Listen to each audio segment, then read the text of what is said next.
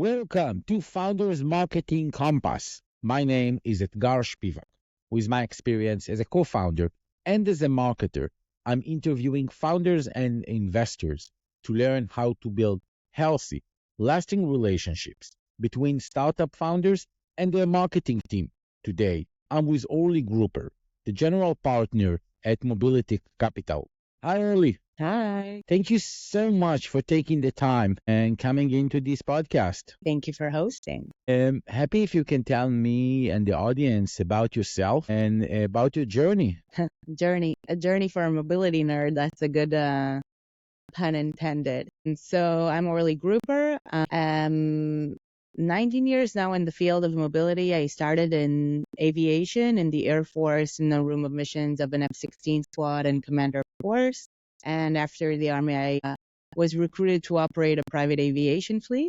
After my BA, I founded an electric motorcycle company, building the product, showroom, garages all over Israel to maintain it, which was a really fun startup. I was the first female entrepreneur in the mobility ecosystem in Israel. About a decade ago, I sold my half, and then I represented the Israeli transport sector in the European Commission and in Europe for joint R&D. I later joined EcoMotion and nominated to be executive director for 4.5 years. EcoMotion is a smart mobility community, over 700 startups, 15,000 community members. 3 years ago, I moved to the advisory board, where I joined Mobilitech Capital as partner from the foundation. Actually, 5.5 years ago, I founded Women in Mobility, which I just incorporated into a company in order to raise greater funds, in order to do bigger programs. And we just won also a grant to launch a Women CEO Academy for mobility, energy, and manufacturing. So that's very exciting. And this is amazing. And I wish, as a father, to see much more women in those industries from the entrepreneurship and from the investment perspective. I agree. I think when I founded Women in Mobility, my goal was to grow the number of women in the field. But for the last 2.5 years, from research I've been doing and looking at mobility from a woman's perspective, I understand that because we don't have enough women around the decision-making tables, we're making products and services that don't match women's needs. We talked a little bit about the health world before we started recording, and this is something that was very much present, and femtech is only now on the rise in this world. Understanding that female and male bodies are not the same, there is no standard. And in general, I think that once women are brought more into the front and into decision making, they think not only about themselves. So we'll see a more personalized journey of all humans, because we're all different shapes and forms. So it's very exciting. Definitely exciting. And I think we will dive into the questions that we're talking here about the relationships between founders and between the marketing team. And feel free to add all those small adjustments of what we can do as the community of the founders and this ecosystem to make sure that we will have more women in marketing roles, and feel free to do it. I would love it. I think the biggest thing is just to make a point of it. Like Nike said, just do it. I'm just making a point of it, putting that as a company goal and company values. You made a point of it. I can share here that we found each other because you posted that you're looking to interview more women and it's harder to find. And I volunteered myself because I know exactly what it means to look for women speakers, and I'm happy to help find more. But it's to make a point of it, and then it just happens. So as a father of 2 amazing daughters, a goal is to make sure that they will be able to grow and to do whatever they want in their life. I'm telling them, this is your choice. We will give you the tools and we will guide you, but you will do whatever you want. And I can share here that when I talk to my daughter, she's like 9.5 years old, about what I'm doing, and she said to me, Daddy, I'm really proud of you. Sure. And this was like super heartwarming moment that I will treasure and just make everything right. Yeah. I have twins myself. 2-year-old twin girls. But let's talk marketing. Let's talk about the relationship to marketing. So dive in with the first question for you as an investor. And you see a lot of companies, and what makes a startup's marketing team successful in your opinion? So I do see a lot of companies, and being in early stages, I think that marketing is something that companies make less a point out of in the early stages of their life. I think that's a mistake.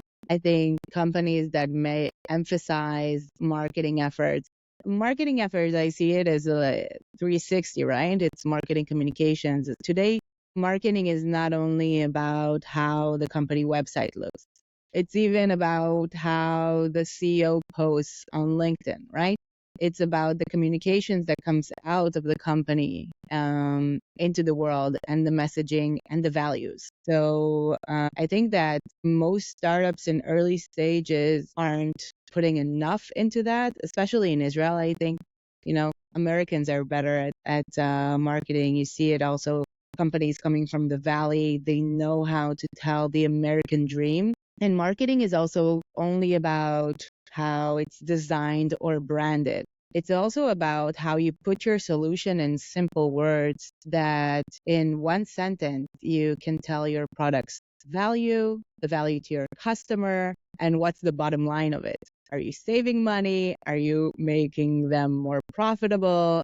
So marketing is also not just about how things are branded and their look and feel, but really what's the one-liner of the company. And I think that's something that needs to have a lot of effort and thought into it. I saw great slides of companies that show you three icons, really just what the company is about. And I think that's really the value of working well with the marketing team, showing your customers the bottom line of how much you're saving them, or how much you're growing their profit, or how much you're optimizing their processes, and what that does to the company. So it's really creating that perfected messaging that matches the needs. So it's really a 360 awareness, I believe.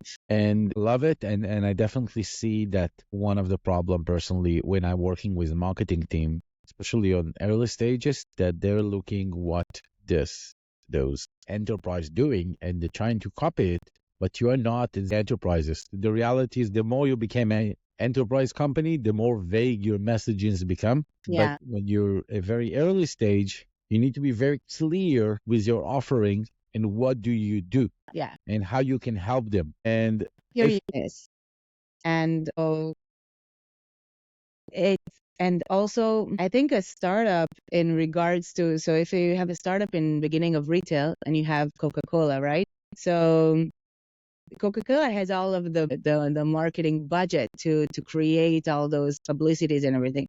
But the startup needs to create a marketing also that creates a buzz, creates a virality about them. That's key. So if we talk about virality and create it, and try to understand when you come to assess an investment, it can be for a new investment, like a new round A investment, or follow-on investment within a company that you're already working in with, what are the marketing metrics that are the most important for you? I think it really depends on the company, because we invest also a lot we're not afraid of deep tech. So it really depends on what the company is offering and what is their strategy to hit the market.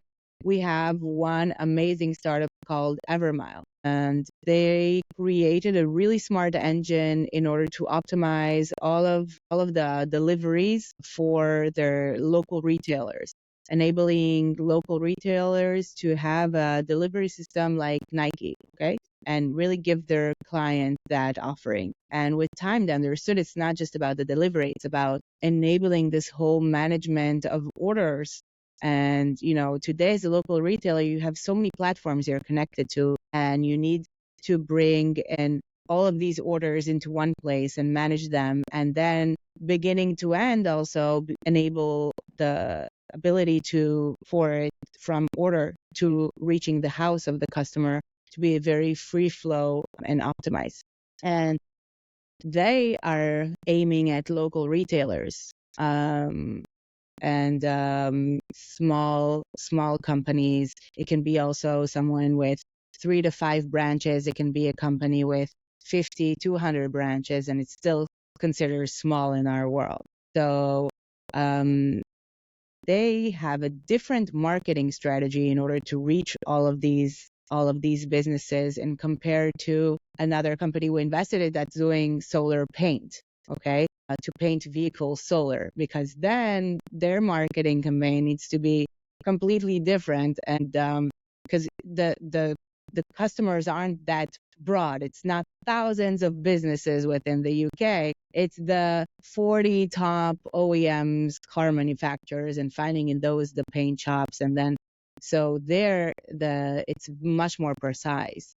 So the marketing strategy for each are very, very different in also very different stages.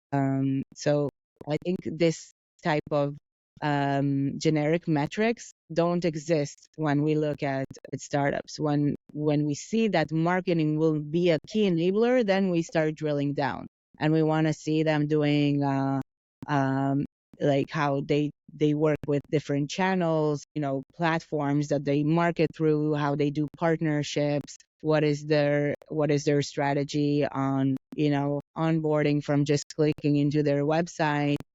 Of course, social media and stuff, but that I think is more, social media would be a strong metric more for B2C companies. There you would like to see a more detailed, and we're being in mobility automotive, we're more into B2B.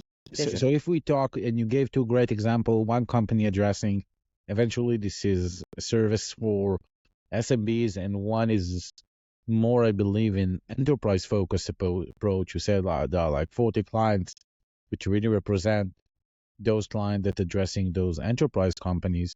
So if we take those two segments, one service for SMBs, one service for enterprise, is there a North Star metric that you say, without going into the numbers themselves, this is the place that I want to see the grow? I want to see, for example, it can be MRR or ARR. It can be like number of new opportunities. It can be a pipeline generated, like the way that you construct. I don't care about your numbers, but I want to see that you have this process, and how do you address it in different stages? And I assume if I'm coming from you for a seed perspective, then to an A round, it will be totally different. So for SaaS companies, definitely you want to look at the MRR, ARR, and see how that grows, and to find the moment where there will be the hockey stick, and what that aha moment would be, and what that looks like.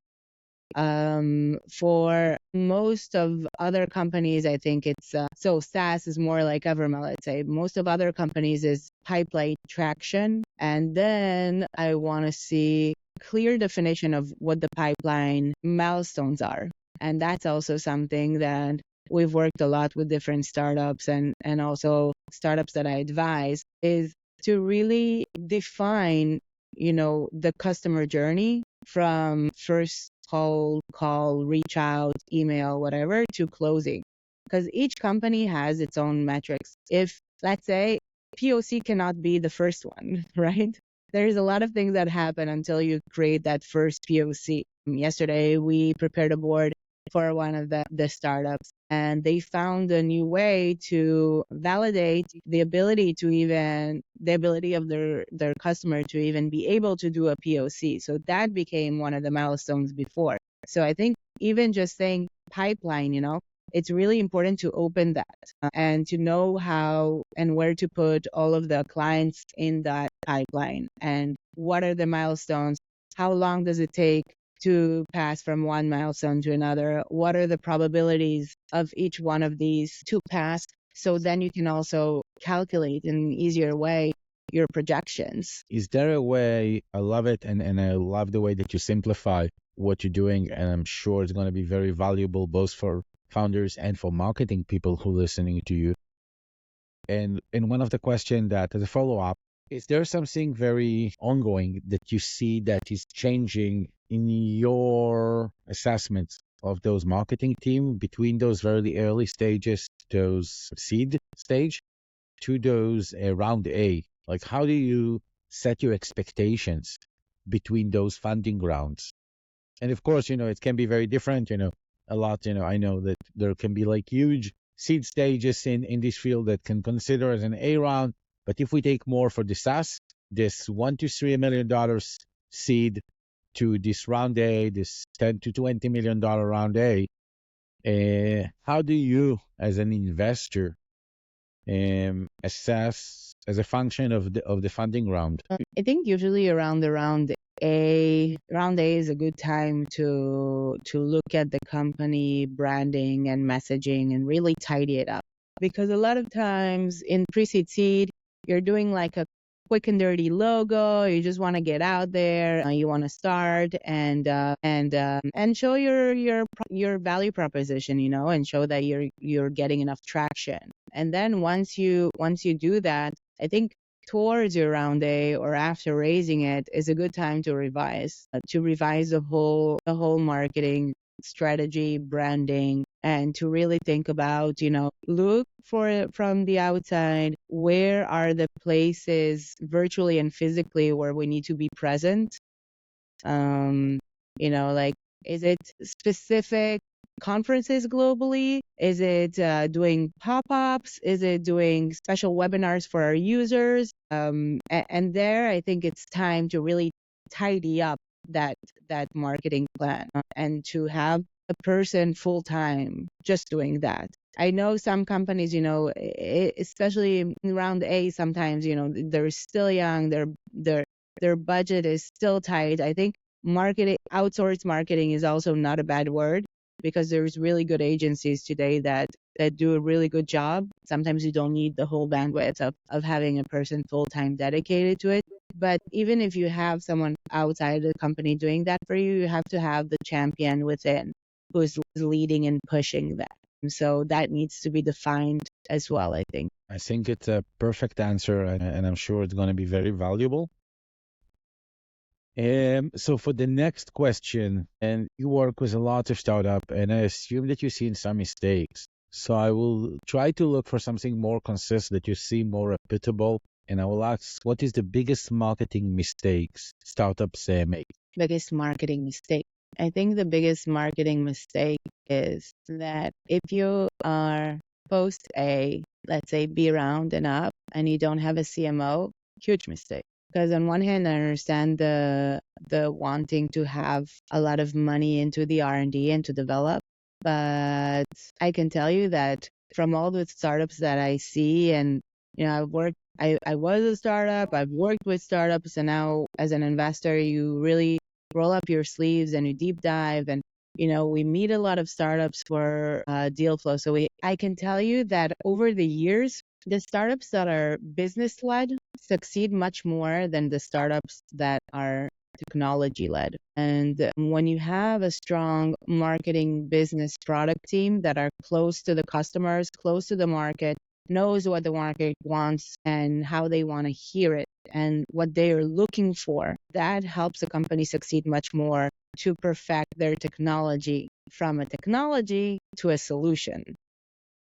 Okay, and I think that's where a lot of startups fall or hurdle, and because they are so focused on making the technology better with more features or whatever it is, they're missing a huge part of listening to the customers, understanding their need, and then maybe they're developing things that aren't really matching the market's needs or matching a small fraction, of that market.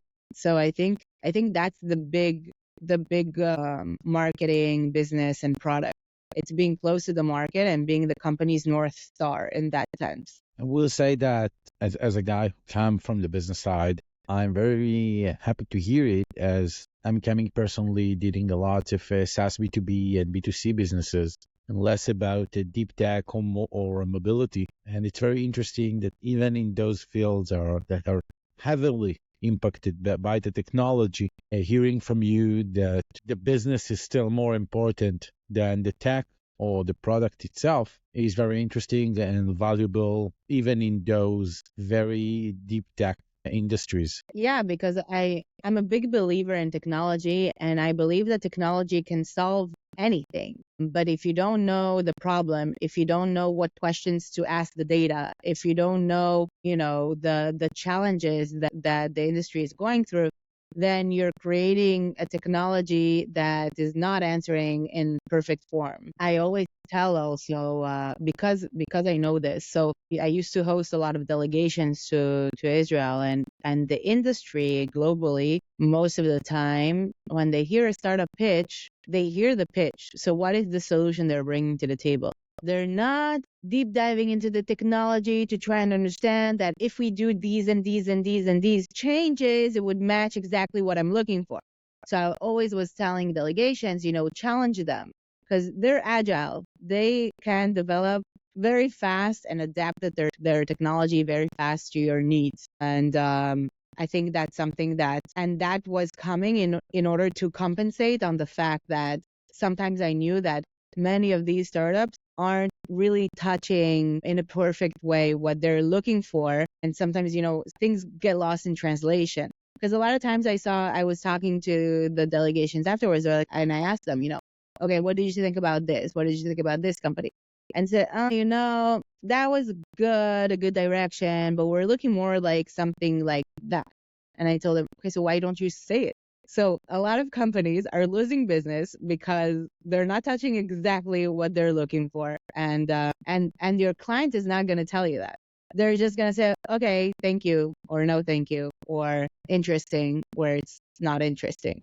So, love this detail and startups, be clear in what you're offering. Be clear in what you're offering, be clear on what they're looking for and how you're answering that. Don't use too big of words that, don't mean anything. I think when it's too wide, too big, because as a startup, sometimes you don't want to miss out on an opportunity, but then you're talking too big and it's really hard to understand your unique selling proposition. It's really hard to understand, okay, so what's your secret sauce? What do you bring to the table that I don't have other 100 of carbon credits companies? Okay. So I think that's specificness is key, but also specificness to every specific client. I think also, how when you're looking for a job, you need to, you love entrepreneurship. So I guess you're not looking for jobs many times, but it's advised to match your CV to what the company is looking for, to the job description. So I think that also when you are creating a presentation for an important client, don't use the same presentation. It's not one fits all. I would go into the company's website, see exactly what triggers them. Look, if someone from the company spoke on a podcast or in a conference, and really see what are their challenges, what they're looking for, what is their vision, and make sure that I'm talking their language. And I think those are amazing advices. And for the last three questions, more about you as an investor, not only about marketing, is what's a common misconception about running a startup you would like to debunk? I would like to debunk that a startup is no peach, no honey. It's blood, sweat, and tears. And if you don't, I think some, entrepreneurs are like that I meet aren't 150 to 100,000 million% in. They're like doing this while doing something else. And it's okay in the beginning, just to initiate the first idea and to research and all of that. But once you understand that, this is what you want to do in your life, it's blood, sweat, and tears. And I always say it's not wearing a company hat, it's wearing company overall. Like, this is what you do when you wake up in the morning, what you do all day long, how you go to sleep. These are your thoughts. What you dream of. Food, what you dream of. This is everything. And I think that, I think there's a lot of talk on work-life balance and all of these things and wellness today and burnouts. I've never met a unicorn that, finishes work at 4 or 5. Never met. Look, I met them when they finish the work at 4, but then they go back in 6 to 11 p.m. to come back to work. That's for sure. That's for sure. That for sure. Kids pick up and Let's pick up, go to your dancing class and then go to work until 11 a.m. Yeah. even more maybe. But yeah, I believe it's a lot of so the whole wellness and doing a marathon and not a sprint is looking at ourselves as a battery and always making sure that if we deplete, we recharge.